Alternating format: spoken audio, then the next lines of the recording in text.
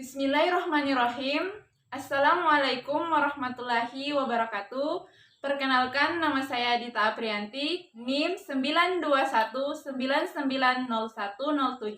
Saya merupakan mahasiswa pertukaran Program Merdeka Kampus Merdeka dari Universitas Patimura Ambon. Program studi Pendidikan Biologi, Fakultas Keguruan dan Ilmu Pendidikan.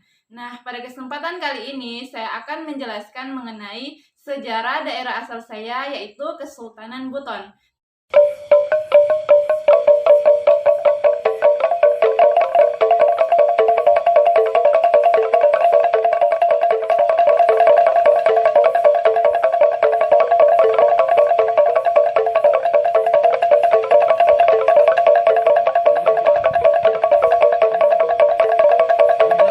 Teman-teman sekalian, Buton adalah salah satu kerajaan pada abad ke-14 Masehi yang kemudian berubah menjadi kesultanan.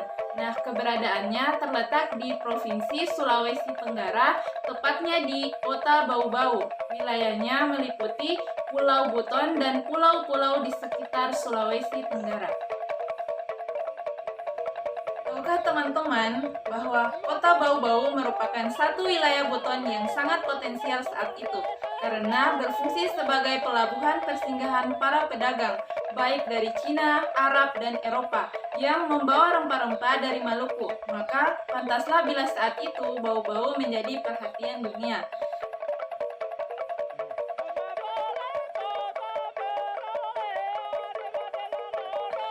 Nah, yang uniknya teman-teman, pada saat itu di Kesultanan Buton, alat tukar yang sah yaitu bernama kampua, yakni sehelai kain tenun yang berukuran 17,5 dikali 18 cm. Teman-teman, Kerajaan Buton berdiri pada tahun 1332 Masehi yang dipelopori oleh 10 orang figur terkenal yang berasal dari kerajaan-kerajaan yang telah mencapai kebudayaan yang tertinggi pada masa itu.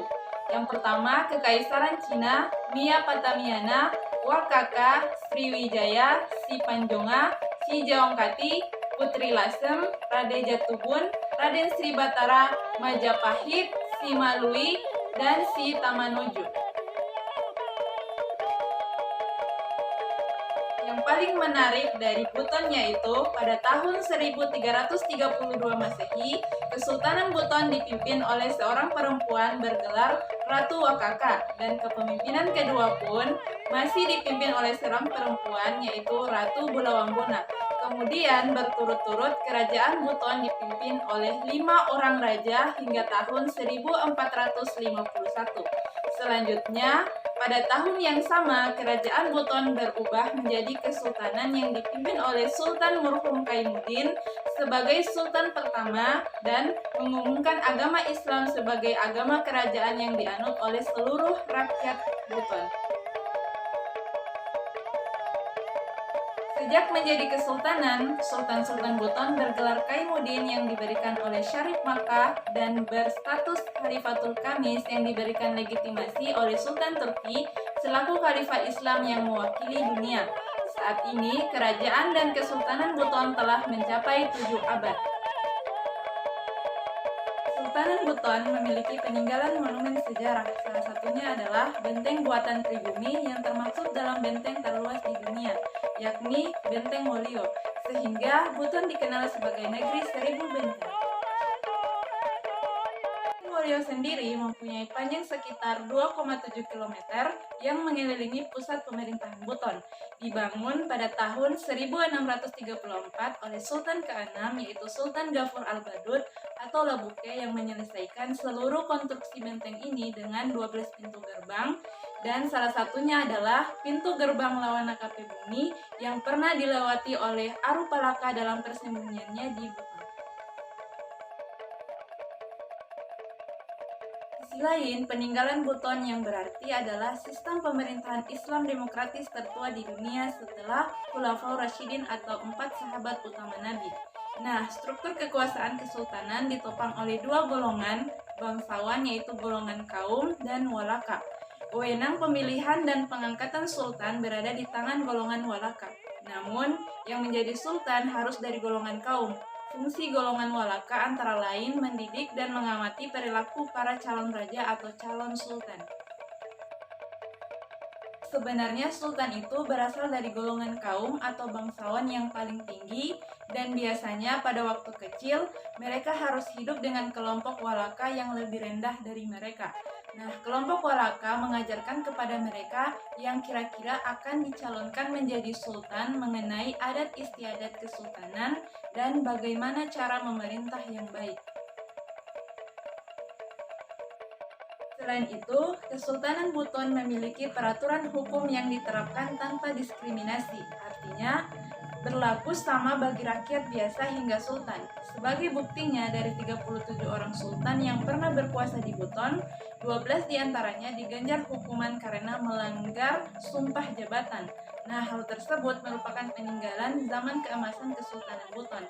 Sebagian diantaranya berasal dari kerajaan Majapahit, demikian juga simbol-simbol kesultanan bernuansa budaya Cina.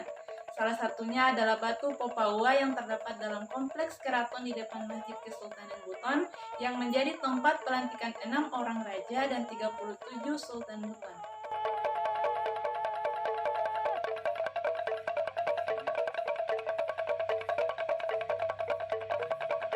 Musyawarah Kesultanan Buton pada saat itu disebut Malige atau Mahligai.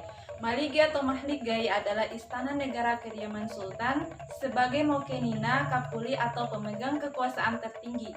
Nah, bangunan Malige di Kesultanan Buton memiliki 3 tingkat yang melambangkan status sosial masyarakat Buton, yaitu yang pertama Kaumu atau golongan bangsawan, kemudian Walaka golongan penasihat dan pengatur sistem pemerintah yang terbawah adalah Papara yaitu golongan rakyat biasa.